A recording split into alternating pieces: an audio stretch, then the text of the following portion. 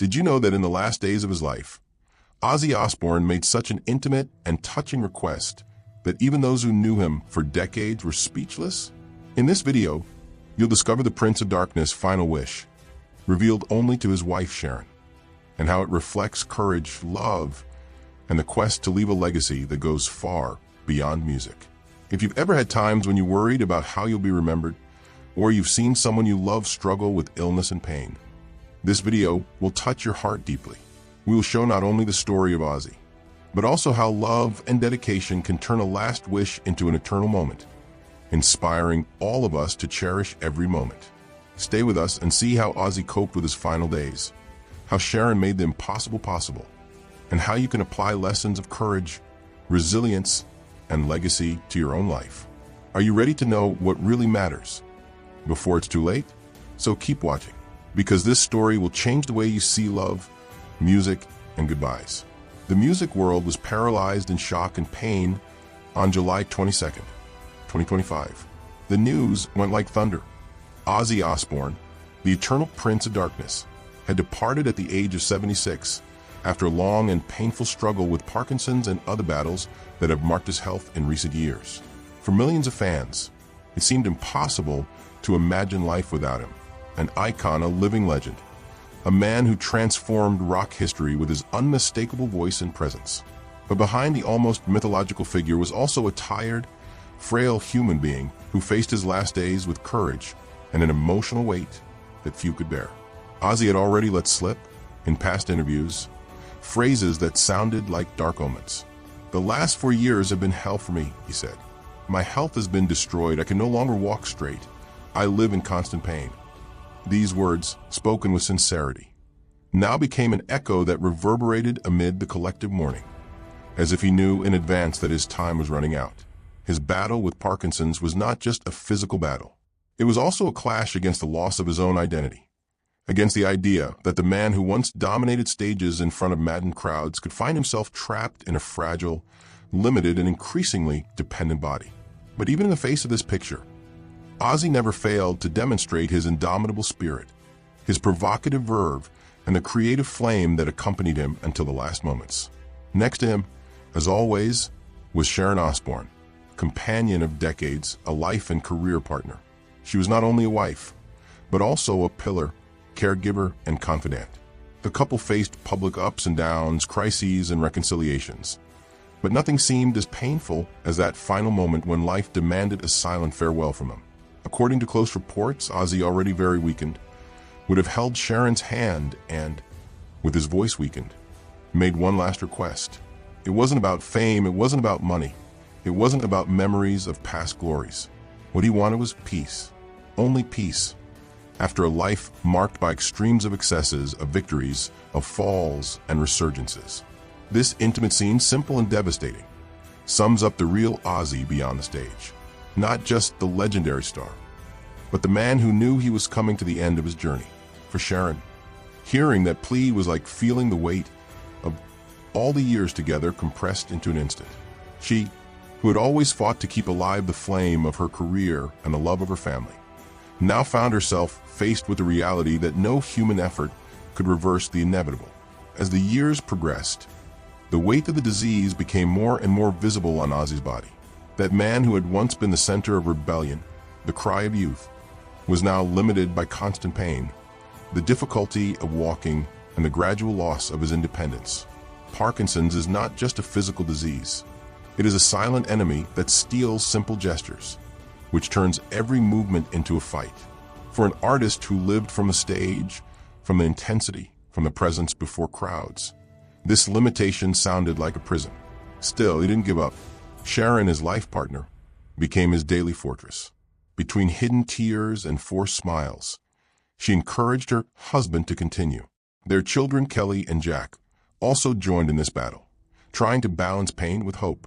Every Ozzy interview, every public appearance, carried a mixture of fragility and strength.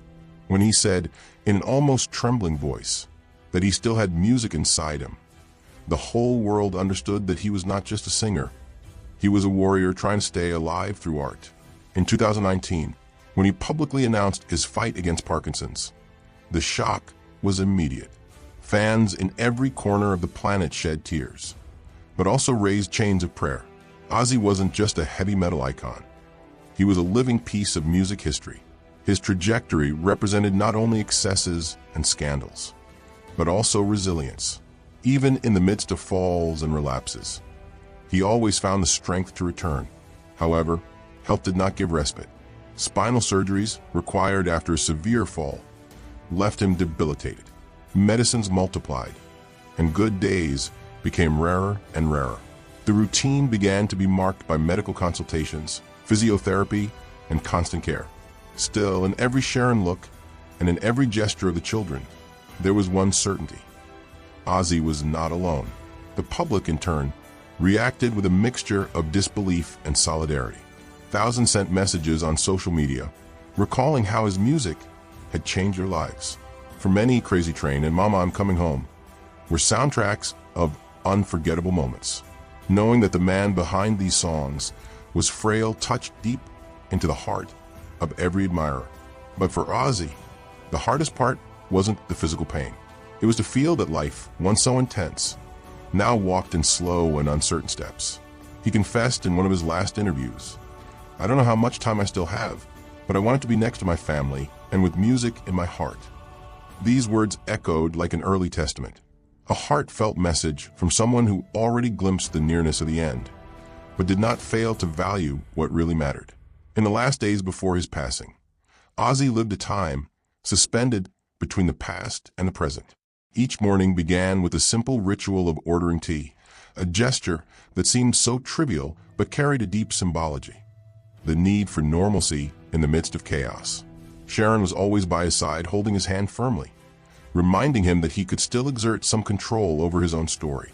Ozzy spent hours reminiscing about his life, mentally revisiting every stage, every applause, every fall and recovery. Between laughs and sighs, he told stories of his childhood in Aston, remembered the cold streets and the hungry days, how music emerged as a refuge, and then as a weapon of expression. The memory of bandmates Tony, Geezer, and Bill came up frequently, mixing nostalgia and reverence for what they had built together. Despite the fragility, his spirit remained unshakable. He wanted to be remembered not as someone defeated by illness, but as the man who set stages and hearts on fire, who turned pain into art and who never bowed to adversity. It was in this spirit that on a June evening he confided in Sharon his last wish. He wanted to leave a living memory, a last roar of energy before leaving. "I don't want to be seen as weak or sad," he said, his voice muffled but firm. "I want you to feel what I felt when I sang the adrenaline, the fire. One last time where it all started." To Sharon, those words sounded like an almost impossible mission. How to get a man debilitated by Parkinson's to step on a stage again, to face the intensity of a concert that would require what was left of his physical and mental energy. Doctors advised caution. Friends suggested resignation. But Sharon knew that stepping back would mean denying the essence of Ozzy, denying the man who had always lived on the edge. She began planning in silence, negotiating with former bandmates, producers, and medical staff.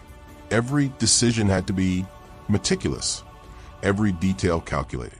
Even with all the barriers, Sharon felt she could turn that wish into reality.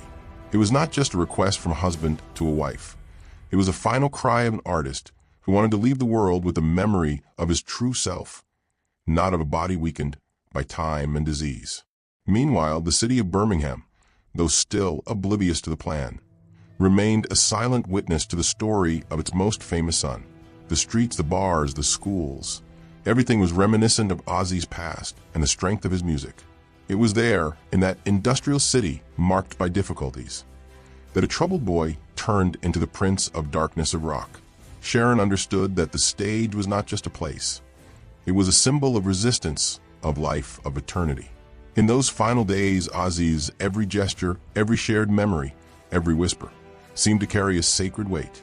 He knew that the end was coming, but he wanted to leave with dignity, with music, with the strength of those who never stopped fighting.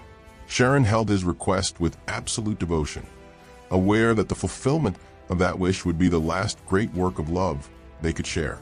In the days following Ozzy's final request, Sharon plunged into a routine that mixed strategy, faith, and endurance. Each call was a battle. Worried producers, wary doctors, former bandmates fearful of the artist's frailty.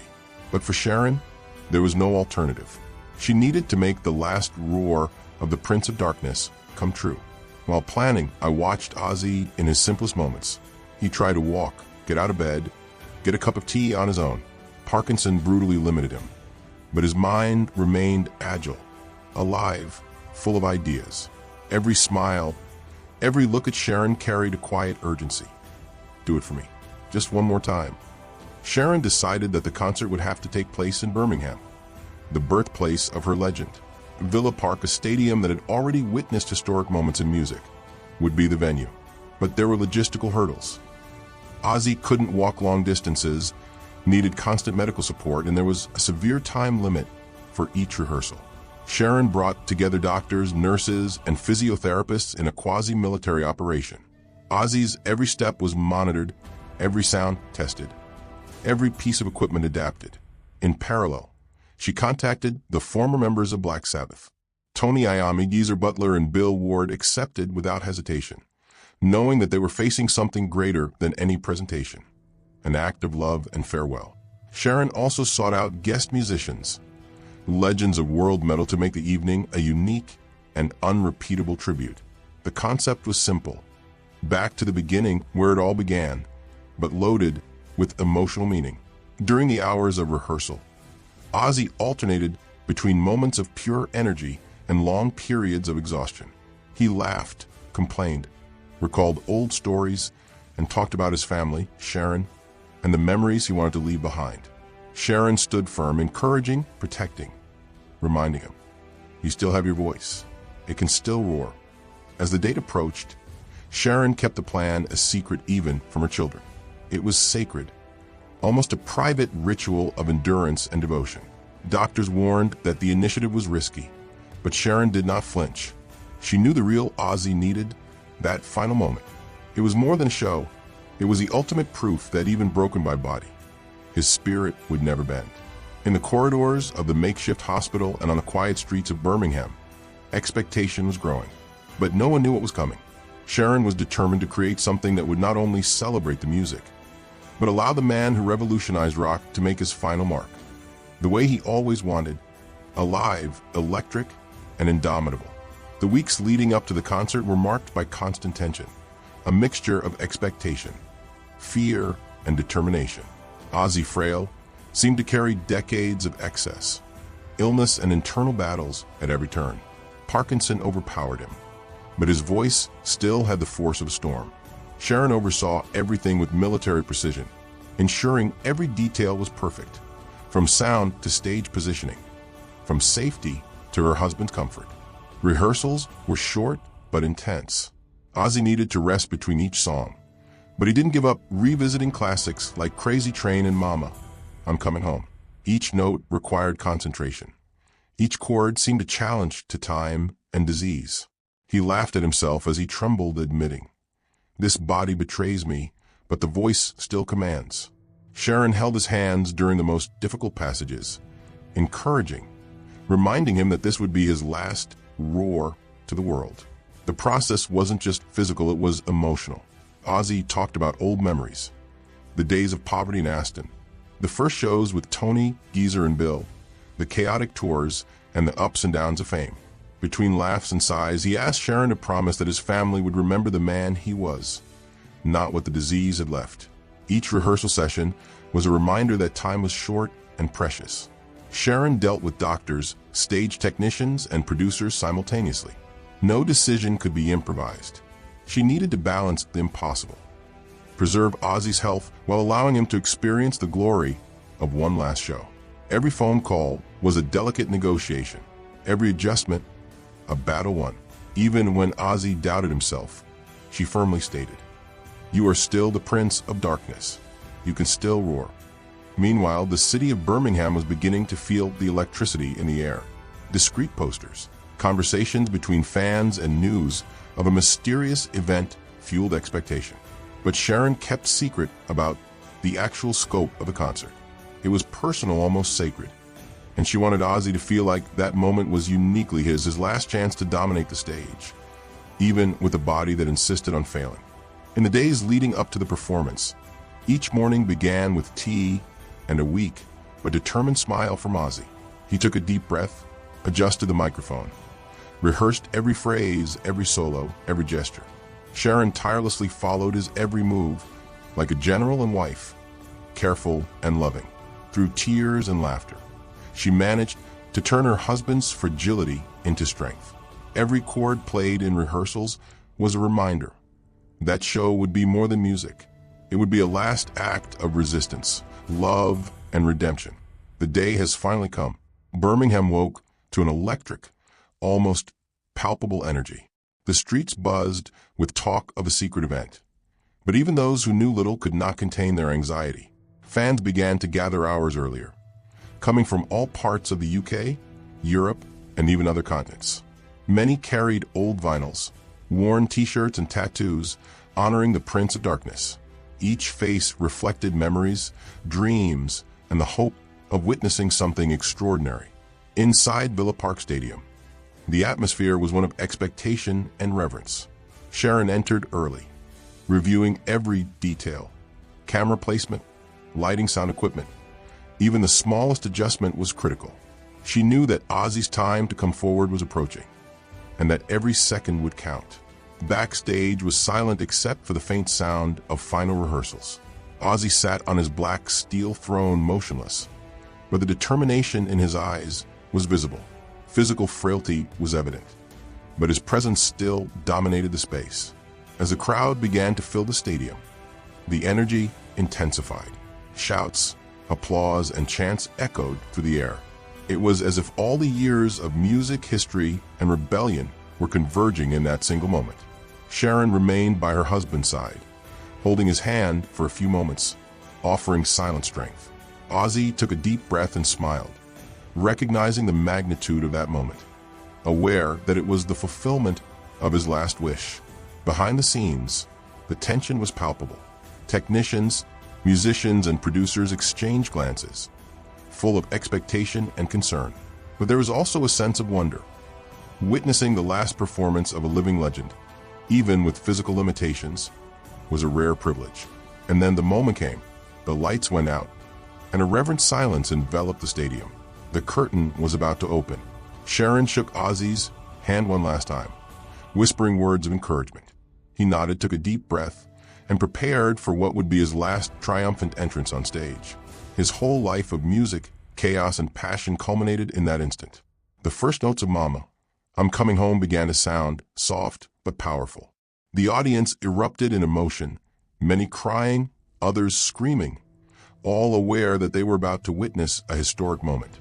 Ozzy, sitting on his throne, felt the warmth of the audience and the weight of history around him. His voice, still hoarse, still steady, cut through the stadium. Every word, every melody, every chord carried decades of intense life, struggle, and triumph. He was no longer just Ozzy Osbourne, the rock star, but the embodiment of endurance, passion, and legacy. And in that instant, under the floodlights of Villa Park, the city of Birmingham and the whole world were about to witness the last roar of an immortal legend. The stadium lights went out completely, and an almost religious silence engulfed the audience. Then the first chords of Mama, I'm Coming Home echoed, soft but charged with emotion. Ozzy, sitting on his black steel throne, took a deep breath and began to sing. The voice, although marked by time and disease, still possessed that unmistakable timbre, capable of crossing generations. Each note carried decades of intense life, addictions, triumphs, and defeats, turning each word into a legacy statement.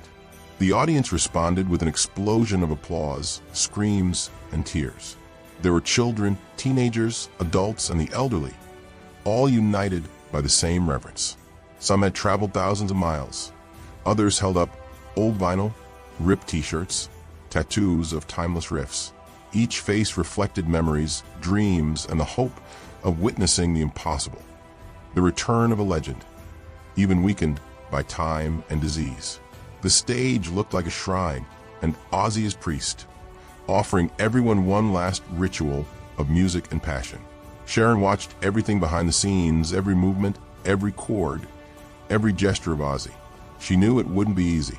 His physical limitations were evident, but his presence still dominated the stage. The steel throne was not just a necessity, it was a symbol. Even in prison, it remained imposing, impossible to ignore. Each time his voice broke through the air, the audience felt that they were facing something bigger than music. They were facing a life transformed into art, a legend that refused to disappear in silence.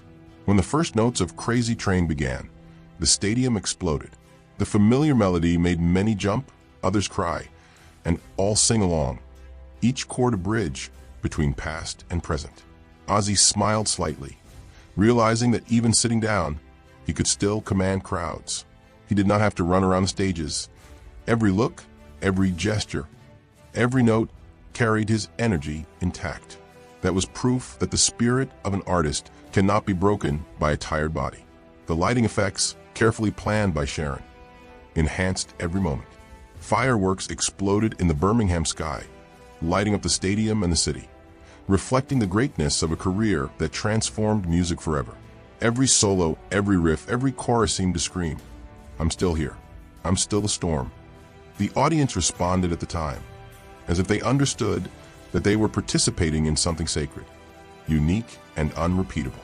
Between songs and applause, Ozzy exchanged silent glances with Sharon. In every gesture, a clear message. Mission accomplished. He was offering not just a performance, but his own farewell. Every breath, every note was a goodbye charged with love, respect, and passion. Fans, conscious or not, have become part of his latest narrative, witnesses to the denouement of an intense, chaotic, and glorious life. When the show came to an end, the last note echoed like silent thunder, reverberating in everyone's hearts. Ozzy raised his arm, waved to the crowd, and then with a serene smile closed his eyes. Sharon, thrilled, knew that this was the moment he had always wanted, to leave the stage not as a broken man, but as a legend who still roared, even in his final days. After the last chord, silence took over the stadium. Sharon stood next to Ozzy, holding his hand, feeling every beat of a heart that had lived intensely. Days later, on July 22nd, 2025, he took his last breath. He was surrounded by family, by the love of those who knew his essence, and not just a legend. Jack, Kelly, Amy, and Sharon remained silent, through tears and memories, as the world outside began to feel the magnitude of the loss. The news spread within minutes.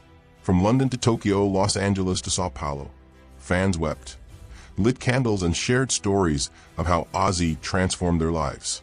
Hashtags like #ThankYouOZzy dominated social media. Tributes poured in from stadiums, squares, and streets. Artists paid tribute, remembering not only the musician, but the man who survived decades of chaos, addiction, glory, and pain. Sir Elton John, Paul McCartney, Tony Iommi, and thousands of others shared messages that reverberated as echoes of a unique life. Birmingham, his hometown, became the epicenter of Ozzy's living memory. Murals, statues, the Osbourne Bridge, street names, and institutions recalled his path from poor boy to global icon.